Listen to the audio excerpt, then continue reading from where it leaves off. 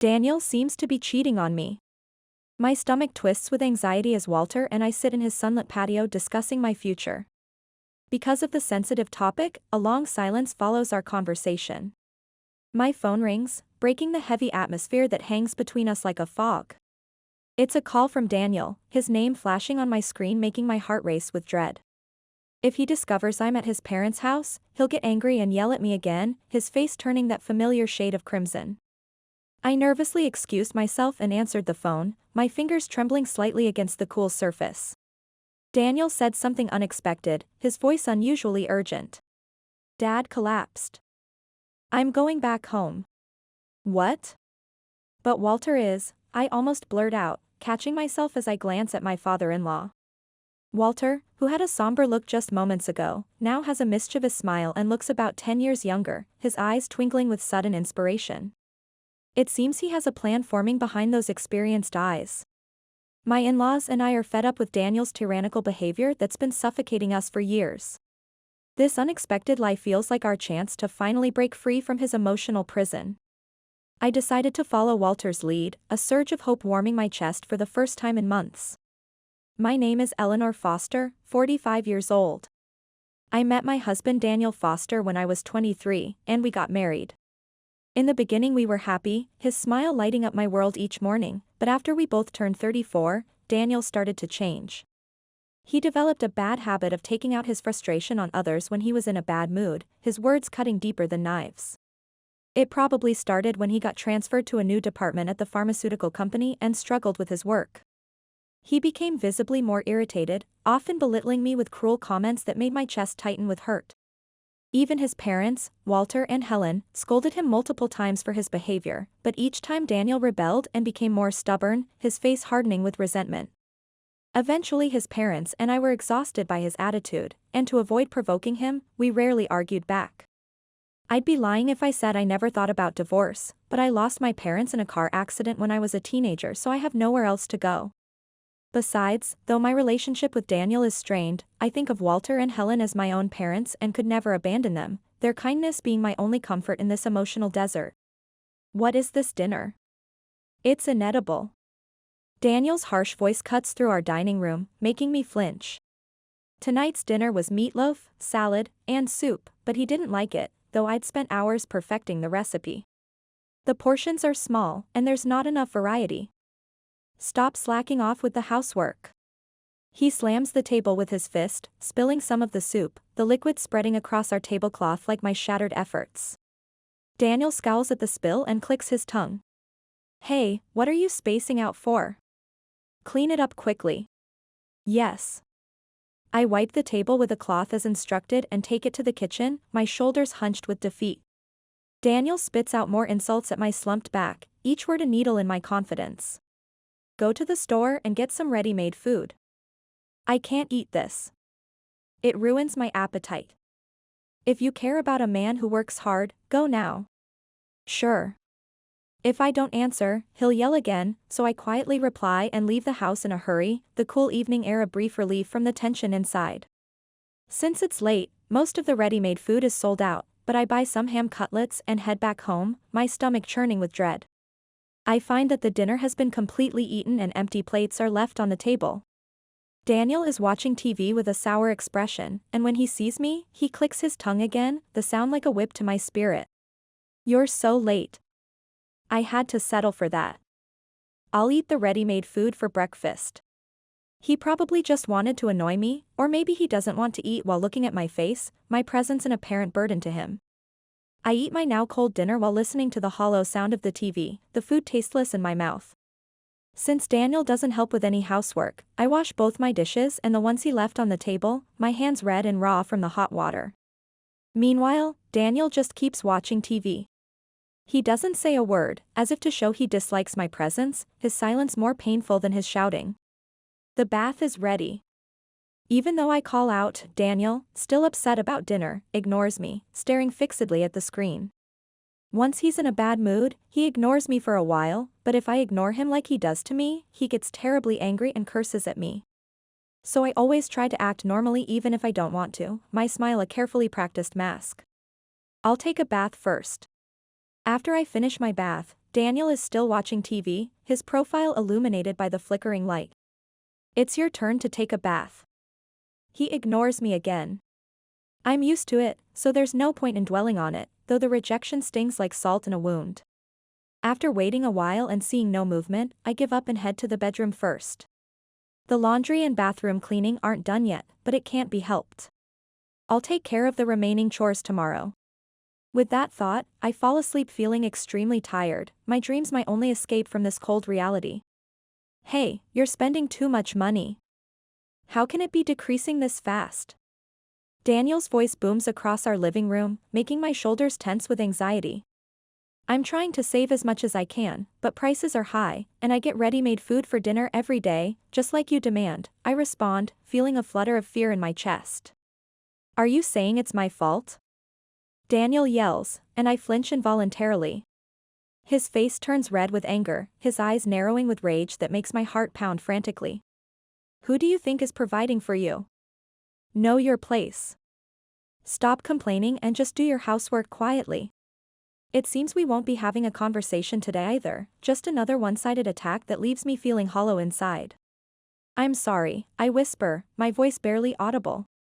Save money. It's my hard-earned money. Treat it more carefully. His words cut through me like ice. It's not your money, I think to myself, feeling a spark of rebellion that I dare not voice. Despite being so obsessed with money, Daniel hates the idea of me going out to work. We don't have kids, and I think if I went to work, we wouldn't have to rely solely on his money, but he stubbornly refuses to allow it. When I ask him why, his reasons change each time, like shifting sand beneath my feet. Once he said, "You can't even handle housework properly. How can you do a job?" His words stung, especially since I once worked at an accounting firm before our marriage. Another time he yelled, "Are you saying we can't live on my salary alone? Don't embarrass me. You just want to waste money on yourself and have fun." He's also yelled that at me, glaring fiercely, his face inches from mine. He just doesn't want me to have freedom where he can't see me, especially after I turned 35, his control tightening like a vice around my life.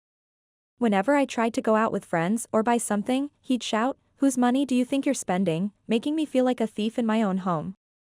He firmly believes that if I start working, I'll neglect the housework. I got tired of trying to persuade Daniel, so now I just do what he says. When he's angry, I just keep saying yes and sorry, waiting for his anger to pass like a violent storm. You're terrible at managing money. I earn enough, but because of you, we never get any financial relief. Daniel would rant like this, depositing his salary into his account and only giving me a fixed amount for household expenses that never increases despite inflation.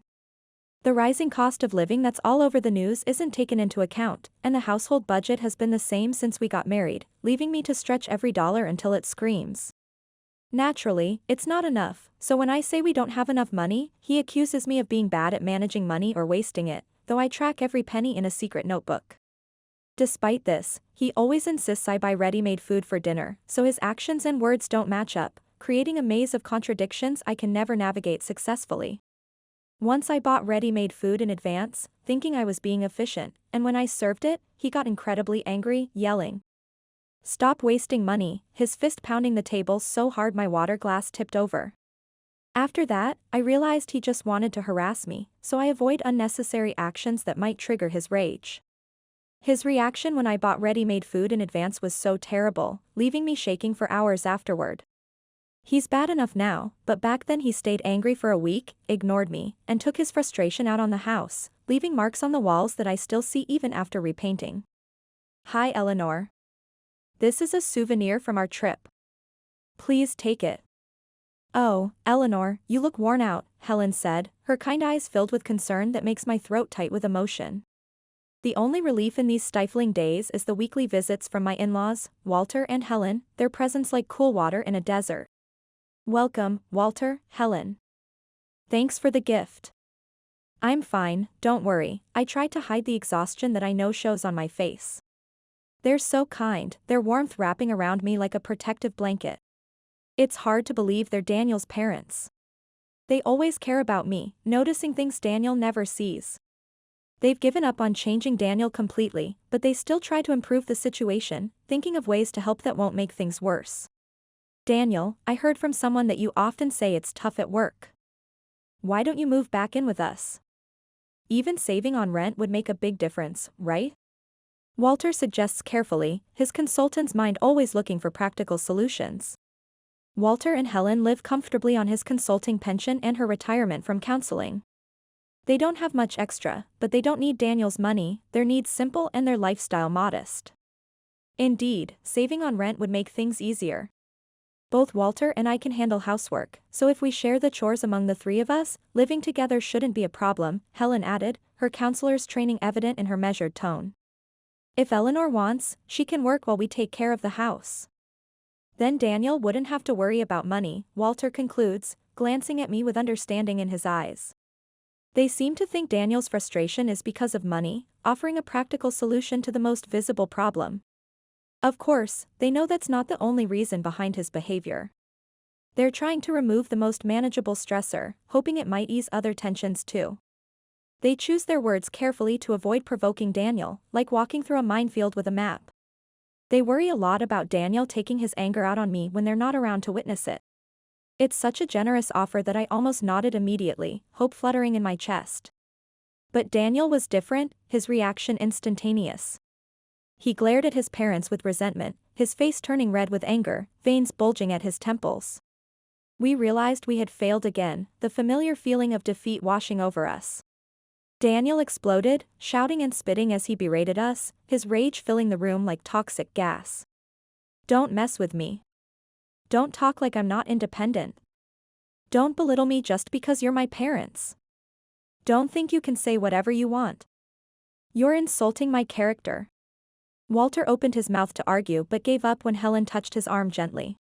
Once Daniel starts getting angry, nothing anyone says gets through to him. It would just add fuel to the fire, making the explosion even worse. You're the worst. Don't look down on me and think I'll always obey you. You're living on pensions. You just want to rely on my salary, don't you? Well, no way. I won't live with you. I'm independent. I can't take care of you. That's not what we meant, Helen begins softly. Don't talk back. Daniel slammed the table again, and Helen fell silent, her hands trembling slightly in her lap. I thought about how terrible it was for him to speak to his own parents like that, but arguing with him would be pointless and dangerous. He believes he's always right and everyone else is wrong, his worldview warped but unshakable. Besides, it's one thing for him to take his anger out on me, but if he ever physically lashed out at his parents, just thinking about it is terrifying, my stomach clenching with fear. Don't ever interfere with my life again. It makes me sick. I'm going out. Daniel's final words hang in the air like daggers. He stormed out of the house in a rage, his footsteps thundering down the hallway. The front door slammed shut with a deafening crash that made the windows rattle. He always makes loud, aggressive noises when angry. This is probably part of his harassment toward us as well, another way to make us flinch and fear him. In the space Daniel left, Walter and Helen slumped down, suddenly looking their age, defeat etched in the lines of their faces. Eleanor, we're sorry for being such lousy parents. It's our fault for not raising him well, Walter said, his voice heavy with guilt that breaks my heart. Please don't say that. That's absolutely not true, I protested, reaching out to touch their hands. I couldn't think of them as lousy parents when they had repeatedly tried to correct Daniel's tantrums throughout his life. Besides, when I first met him, Daniel was polite and kind, his smile genuine and his manner considerate. It must have been thanks to his parents' upbringing, their values evident in his earlier behavior. He's an adult now, approaching 50. Parenting and influences aren't excuses anymore at his age. Daniel's actions are Daniel's responsibility, so there's no need for you two to feel guilty for what he's become. Watching them feel so hurt by Daniel's actions was painful for me, my chest tight with empathy. No matter how old a child gets, they're still their parents' child in their hearts. But I believe there's no need for them to feel responsible for a son over 40 who chooses cruelty. I might be out of line saying this, but Daniel was kind until he turned 35. It's because you two raised him well. It's unfortunate he changed, but that's his responsibility, I said gently, wanting to ease their burden. At first, I thought he was just busy with work or stressed from a new department. In hindsight, maybe that was the problem. Daniel became more spoiled and kept deteriorating, like something inside him broke, Walter added, shaking his head sadly. Thinking that way, I feel more responsible as his wife than his parents do, wondering if I could have done something differently. When I shared my thoughts, they quickly denied it with urgency, Helen's counselor training coming to the fore. That's not true. In an adult relationship, even as a married couple, feeling responsible for the other person's actions is unhealthy, Helen said firmly, her eyes holding mine. Eleanor, you've done nothing wrong. We can't thank you enough for staying with him, though we worry about you constantly, Walter's kind eyes filled with concern. I feel the same way about you both, I reply, feeling tears prick behind my eyes. For a moment, they looked surprised, then smiled a little, warmth returning to their expressions. It seemed they realized it was strange to feel responsible for Daniel's behavior. Since I'm not responsible for his choices, there's no way my in-laws are either, the realization bringing a sense of shared relief. Feeling a bit lighter, we had tea for about 30 minutes and then parted ways, the warmth of their company lingering even after they left. A few days later, I made plans to visit my in-laws, my heart lighter at the thought of spending time with them. Hello, Walter, Helen. Here's a little something for you as promised. I handed them a box of homemade cookies that I carefully hid from Daniel. I visited their home on a Wednesday afternoon. Since it was during the weekday, Daniel wouldn't find out because he was at work at the pharmaceutical company. I knew he'd be furious if he discovered I visited them secretly, his face contorting with that familiar rage that made my stomach clench with fear. Glad you could come, Eleanor. Come on in. Let's have lunch. You didn't have to bring anything. Thank you. Let's enjoy it together, Helen said warmly, her eyes crinkling with genuine pleasure at seeing me. Unlike Daniel, my in-laws are incredibly kind, their home a sanctuary of peace that makes my shoulders relax instantly. They always warmly welcome me even though we're not blood-related, treating me with the love I imagine parents should show. It was so enjoyable preparing lunch together in Helen's sunlit kitchen, the familiar routine of cooking alongside her bringing me rare moments of happiness. After a while, as we sat down to eat the meal we'd prepared together, Walter looked at me directly and asked. So what's this about? It's about Daniel, right? His consultant's directness coming to the fore. Usually at this point, they'd start apologizing for their son, but respecting what I said last time about responsibility, they didn't. That made things easier for all of us, the absence of unnecessary guilt creating space for honest conversation. We all struggle with Daniel, Helen said gently, her counselor's perceptiveness evident in her understanding expression. Well, it seems like Daniel is cheating on me, I finally said, the words sticking in my throat despite my rehearsing them all morning. I'm sorry, Eleanor, but I'm not too surprised. Right? With the way he's been acting, it's not unexpected, Walter responded, exchanging a knowing glance with Helen. Their bluntness made me laugh despite the situation, a release of tension I desperately needed. Honestly, I felt the same way, the revelation bringing clarity rather than shock. Yeah. While he was in the shower, I saw a notification on his phone, a message from a woman named Olivia saying she had fun on Sunday. After that, I knew it was wrong, but I checked Daniel's phone, I admitted, my cheeks warming with slight embarrassment. The password was his birthday, so predictable. When I checked the messaging app, I found explicit exchanges with a young woman from his marketing department. And I remember being astonished by his recklessness. It seems the cheating started around the time of his department transfer when he was 35. I continue, the memory of those messages still making my stomach turn. I see. He needed money for his affair, so he started yelling at you to save money while splurging on her, Walter concludes, his business mind quickly connecting the financial patterns. Walter sighs deeply, his face clearly showing his exasperation, the lines around his eyes deepening with disappointment. Even with that difficult personality, he somehow managed to have an affair. In front of his mistress, he's apparently kind and generous, buying her expensive gifts. That's the impression I got from the messages, I added, the irony of it making my chest ache. So all the consequences fall on you and us, while he plays the charming boyfriend elsewhere, Helen says softly, reaching across to squeeze my hand. Reaching this conclusion, the three of us sighed deeply in unison. The delicious meal we made together with my in-laws suddenly seemed tasteless in my mouth. It smelled wonderful and I know it would normally be delicious, but I couldn't really enjoy it, my appetite vanishing with our conversation. What should we do?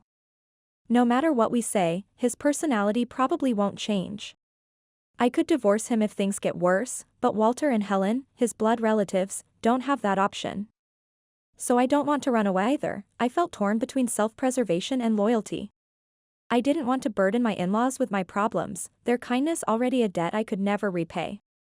Breaking the heavy silence that had fallen over us, my phone rang, the harsh sound making me jump. It was a call from Daniel, his name flashing on my screen causing my heart to race with anxiety. Could he have somehow found out I was at his parents' house? Excuse me, I need to take this call, my voice trembling slightly as I rise from the table.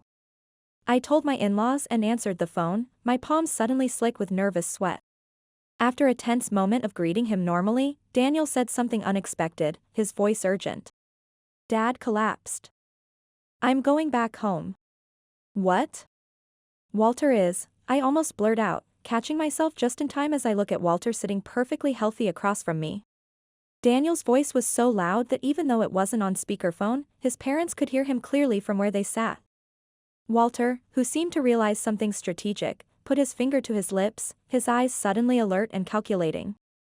Walter's mischievous smile made him look 10 years younger, a spark of the successful businessman who had outmaneuvered countless corporate challenges.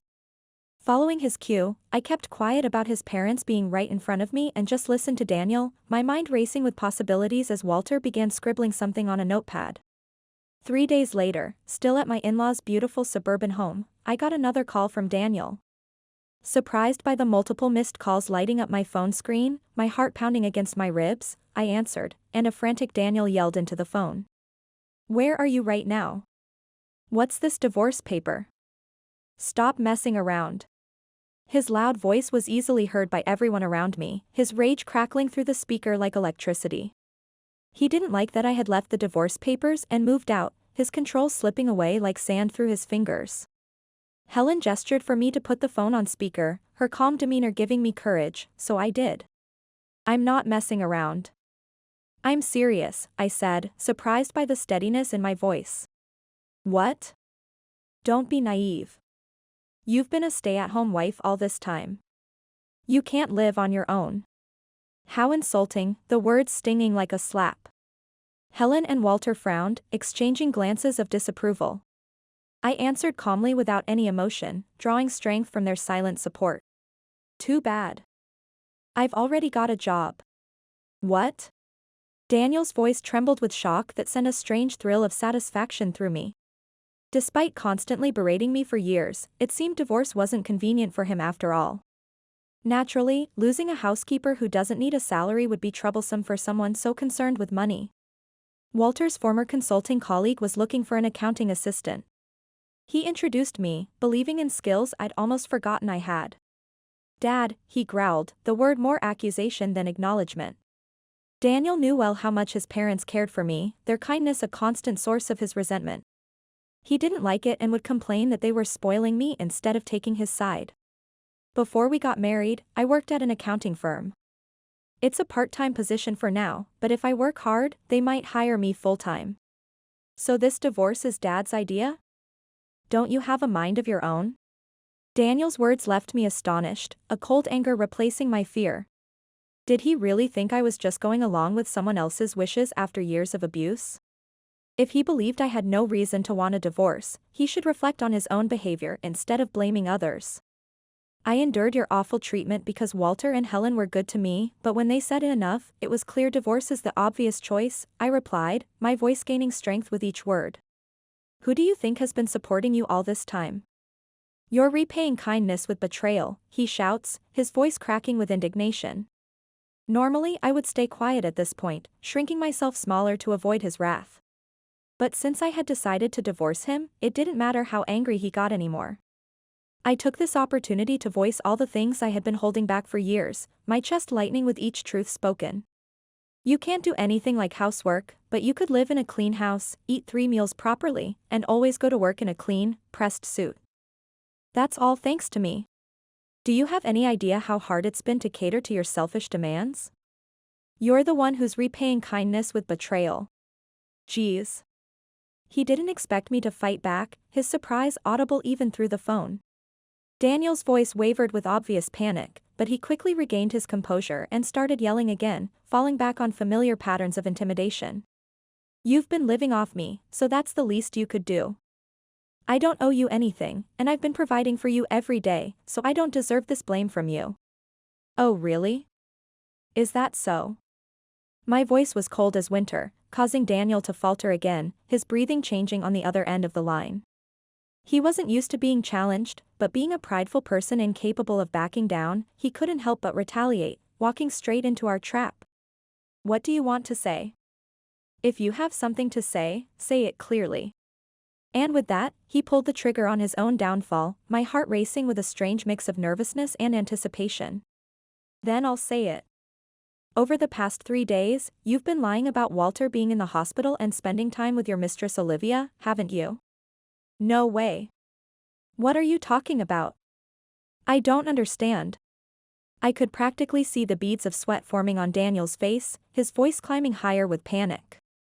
He never expected to be caught in his web of lies. He thought I had no reason to want a divorce and that I didn't have a mind of my own. He didn't anticipate me taking any unexpected actions, his underestimation of me becoming his biggest mistake. I have your conversation logs from the messaging app and photos of you two leaving the hotel 2 days ago, I state calmly, Walter nodding in approval beside me. You spied on me and took secret photos? That's an invasion of privacy. Daniel sputters, grasping at any defense. Don't act all high and mighty after cheating. I snapped back, and Daniel, shocked by my uncharacteristic outburst, falls completely silent for several seconds. My in-laws, who had been watching intently, urged me to continue with encouraging nods. Feeling a bit embarrassed but also emboldened by their support, I relished the chance to finally stand up to Daniel after years of submission. You might not know this, but the hotel you used is run by one of Walter's consulting clients. The cleaning company that services that hotel employs a friend of Helen's from her counseling days, and the restaurant you went to with Olivia is owned by a friend of Walter's from college. They all saw you two together and reported back to Walter and Helen. After you called saying you were coming home because Walter had collapsed, we started gathering evidence of your affair. It turned out that friends of Walter and Helen had witnessed you and Olivia multiple times around town. These friends, knowing you only from childhood, hadn't noticed anything unusual before but were happy to help when asked. I don't know why you were foolish enough to conduct your affair locally, but your mistakes made gathering evidence really easy. So thank you for that, I finished, allowing a hint of satisfaction to color my voice. Daniel is silent on the other end of the line. He's probably speechless, his world crumbling around him. I seize the moment and continue, my confidence growing with every word. I will be demanding alimony from both you and Olivia. Alimony? He finally snaps out of his shocked silence when money is mentioned. Typical of his miserly nature, financial consequences being the only thing that truly gets his attention. Suppressing my contempt for his predictable reaction, I continue, my voice steady and determined. I'm not withdrawing our divorce, so just sign the papers and file them. Otherwise, we'll settle it in court. I've kept a detailed diary of all the mistreatment I've suffered from you over the years. Even though infidelity alone is grounds for divorce, the diary will help me get higher alimony. Originally, I started writing it as a way to calm myself, as a hobby when I felt trapped. Daniel had forbidden me from going out or spending money on myself. So I kept it hidden along with my secret household accounting records. The thought that Daniel's own controlling actions are now backfiring on him makes me feel almost giddy with a sense of justice being served. Goodbye, I say firmly, my finger hovering over the end call button.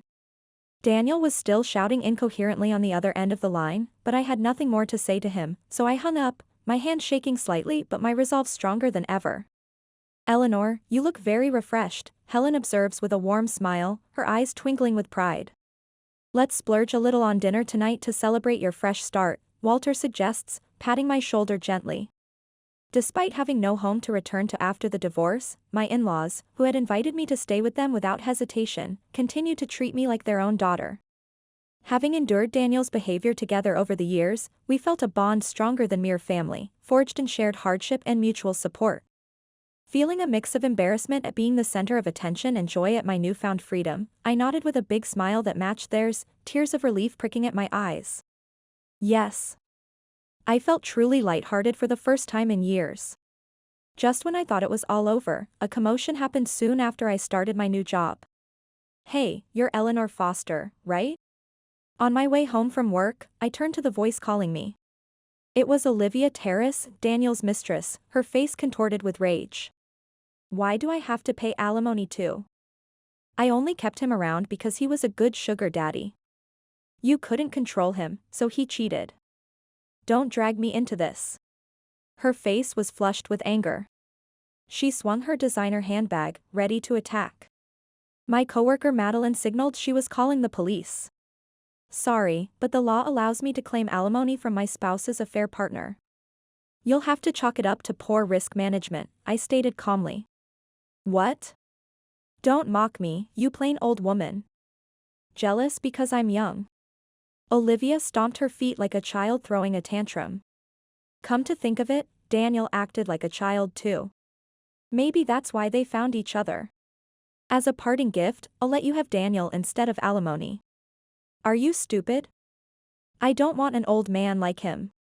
Daniel was being abandoned by both his wife and mistress. The police eventually took Olivia away as she screamed, "Let go of me. I'll sue you." Thank you for calling the police, I told Madeline. It's fine. Hang in there, Eleanor. The people at Walter's former company are very kind to me. Later, I saw Daniel was calling. I answered with Officer Gabriel nearby. Eleanor, it's me. I was wrong. I'm sorry. Let's start over, he pleaded, his voice unnaturally humble. Mom and Dad said they can't take care of me anymore. You're all I have left. Don't insult me. I've endured enough mistreatment to feel no pity. Wait, Olivia dumped me. It's a predictable outcome. She got mad about the alimony and said, "You pay it." Then we fought. I lost sight of myself. Please forgive me. I've told you many times it's over. But I'm apologizing here. His groveling instantly changed to anger. Officer Gabriel, who was leaving, stopped and stared. You're at my parents' house. I'm already outside. I'll make you pay. Daniel had again pulled the trigger on his own misfortune. I'm recording this call. What? His voice became meek. There's a police officer here listening. They're contacting others now. Indeed, Officer Gabriel was talking urgently into his radio. No way. That's a lie. You said, "I'll make you pay," and I'm outside the house. That's evidence enough. Daniel started mumbling excuses, but sirens drowned him out. Later, Daniel was ordered to stay away from us. The divorce went smoothly, and he now pays alimony through his new employer, Walter's acquaintance. Rumors about his affair and abuse made his work life difficult. He'll likely quit soon, but no local company would hire him. Olivia quit her job too and sold her luxury items to pay the alimony. Now she works nights and is in debt pursuing a younger man. With Walter and Helen's encouragement, I live with them permanently. They legally adopted me, and we're a real family without Daniel. Dinner's ready. Let's eat. It looks delicious, Eleanor. You're such a great cook. Walter and Helen enjoy my weekend cooking with such delight. Watching them warms my heart. Why don't we go shopping tomorrow? I'll drive. Where should we go? Let's take a trip and eat out on the way back. I lost my parents young and always longed for a family. Though I didn't find it through marriage, I finally found my ideal family here. I'll cherish these people who cherish me. With them loving me, I will be happy forever.